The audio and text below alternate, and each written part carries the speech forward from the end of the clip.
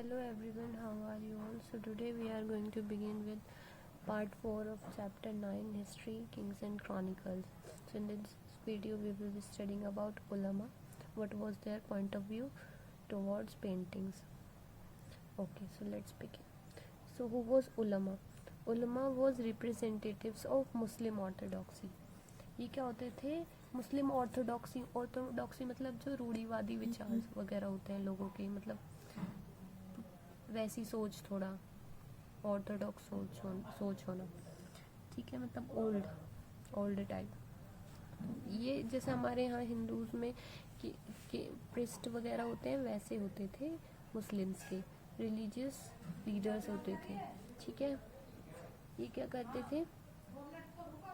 Invoke करते थे Islamic prohibition of portrayal of human being enshrined in Quran and हदीस। ये बोलते थे कि इस्लाम में जो है प्रोहिबिशन है पोर्ट्रेयल पे, कि हम किसी भी ह्यूमन बीइंग की पिक्चर जो है नहीं बना सकते, इसे साफ साफ मना करा गया है कुरान और हदीस में, ठीक है। इन्होंने ये बताया था। तो अब इसके बाद भी जैसे ये बोलते थे, इसके बाद भी बहुत से लोगों ने इनकी बात नहीं मानी, वो अपने हिसाब से चलते रहे और उन्होंने पेंटिंग बनाना जारी रखा। जैसे हमने देखा कि क्रॉनिकल्स जो होते थे उनमें पेंटिंग्स बनती थी, ठीक है। तो अब देखते हैं हम Safavid of Iran. Safavid of Iran क्या है? इन्होंने पैट्रोनाइज किया था फाइनेस्ट आर्टिस्ट को who were trend in workshop setup at court. Patronise मतलब पैसे दे के काम करवाना। जैसे कि हमने देखा कि किंग्स क्या होते थे, मुगल्स किंग्स क्या होते थे, क्रॉनिकल्स बनवाने के लिए पैट्रोनाइज करते थे किन किन को? जो कैलीग्राफर्स होते थे, पेंटर्स होते थे, बुक बाइंडर्स होते थे, जिल्डर्स होते थे, और जो भी मतलब इंक्लूडेड होते थे क्रॉनिकल्स मेकिंग में, ठीक है, उन सबको पैट्रोनाइज करते थे, ठीक है। तो अब देखते हैं हम बिहजाद क्यों फेमस है। So he has also contributed to spreading cultural fame of Safavid court. मतलब जो कल्चरल फेम था ना सफाविद कोर्ट का, उसे स्प्रेड करने में हेल्प किसने करा? बिहजाद ने करा। तो ये फेमस है, ये भी एक आर्टिस्ट था, ठीक है। तो अब देखते हैं हम artist from Iran also made their way to Mughal court. जो आर्टिस्ट थे ना मुगल कोर्ट ईरान के जो आर्टिस्ट थे वो मुगल कोर्ट में आ रहे थे। वे क्यों आ रहे थे? In search of positions in the Mughal court, ठीक है। अब हमने पहले भी देखा है बहुत सारे लोग जो है सेंट्रल एशिया और ईरान से आते रहते थे, कहाँ पे? मुगल कोर्ट में आते थे, ताकि उन्हें फेम मिले, पोजीशंस मिले, इसलिए, ठीक है। तो अब देखते हैं some were brought to Mughal court. कुछ को लाया गया था मुगल कोर्ट। वो कौन थे? दो लोग थे, मीर सैयद अली और अब्दुल समद, ठीक है। Were made to accompany Humayun to Delhi. ये हुमायूं के साथ आए थे उन्हें कंपनी देने के लिए दिल्ली, ठीक है। मीर सैयद अली और अब्दुल समद। इस पे एक क्वेश्चन आ सकता है, who were accompanied with Humayun to Delhi. So Mir Syed Ali and Abdul Samad, ठीक है। अब देखते हैं हम पेंटिंग्स के बारे में पढ़ रहे हैं। तो पेंटिंग्स किस किस चीज़ पे बनाई जाती थी? तो पेंटिंग्स जो होती थी वो बैटल्स की होती थी। जैसे बैटल्स, कोई भी लड़ाई युद्ध हो रहा है तो उसकी सारी पेंटिंग्स बनाई जाती थी और क्रॉनिकल्स में उन्हें बनवाया जाता था, ठीक है। अब सीजेस मतलब फोर्टिफिकेशन जो करते थे किंग्स और रूलर्स, अगर कोई और जो रूलर है उसके यहाँ पे कब्जा करने जाते थे तो उस घेराबंदी कर देते थे अपने आर्म्स एंड अम्यूनिशंस और कैवलरी और हॉर्स वगैरह, कैवलरी और फुट सोल्जर्स के साथ जाके वहाँ पे इकट्ठा हो जाते थे और युद्ध करते थे। वो सारी इमेजेस भी होती थी पेंटिंग्स के अंदर क्रॉनिकल्स की। और हंट्स वगैरह जो शिकार पे जाते थे वे सारी इमेजेस भी होती थी। बिल्डिंग कंस्ट्रक्शंस, जो भी ये बिल्डिंग कंस्ट्रक्शंस करते थे, जैसे हमने देखा आगरा का किला बनवाया गया था अकबर के द्वारा, और जैसे भी मस्जिद वगैरह, मंदिर वगैरह जो भी बनवाते थे उनकी भी इमेजेस डालते थे, ठीक है। और कोर्ट सीन, जहाँ पे किंग्स बैठता है, किंग सेंटर ऑफ कोर्ट होता है, ठीक है। तो वहाँ पे और भी मिनिस्टर्स वगैरह होते हैं, वे अपनी अर्जियाँ वगैरह देते हैं किंग को, वो सारी इमेजेस भी होती थी, ठीक है। कोर्ट के एटिकेट्स भी होते थे, आगे चल के कोर्ट के बाद भी हम डीपली पढ़ेंगे। तो अब देखते हैं अकबरनामा। अकबरनामा किसने लिखा? सो अकबरनामा, सॉरी मैं ये नीचे करना भूल गई थी, अब आप देख सकते हैं बैटल्स की, सीज की, हंट्स की, बिल्डिंग कंस्ट्रक्शंस की और कोर्ट सीन की जो है पेंटिंग्स बनाई जाती थी। ऐसे हमें 150 फुल और डबल पेजेस मिले हैं पेंटिंग्स के, ठीक है। अब देखते हैं अकबरनामा। अकबरनामा किसने लिखा? अबुल फजल ने लिखा था, अबुल फजल ने।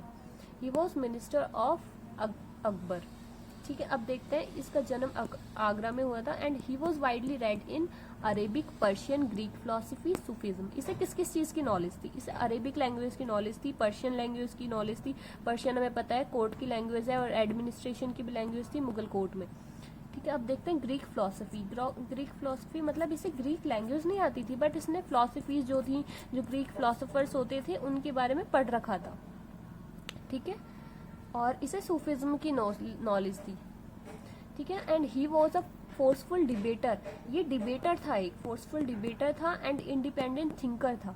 मतलब अपने विचार इसके जो है उन्हें प्रकट करता था, ये नहीं है किसी से दब के रहना है। डिबेटर मतलब जो इसे बातें पसंद नहीं आती थी या कॉन्ट्राडिक्टरी लगती थी, ये उनके खिलाफ जो आवाज़ भी उठाता था, मतलब उनसे डिबेट करता था लोगों से कि नहीं ऐसा नहीं ऐसा है। ठीक है, एंड ही अपोज द उलमा। इसने उलमा को भी अपोज करा। उलमा कौन थे? रिप्रेजेंटेटिव्स ऑफ मुस्लिम ऑर्थोडॉक्सी थे। ठीक है, जो कट्टरपंथी सोच रखते हैं, पुरानी रूढ़िवादी सोच होती है जिनकी, वो। ठीक है, जो शरिया के अकॉर्डिंग ही चलते हैं।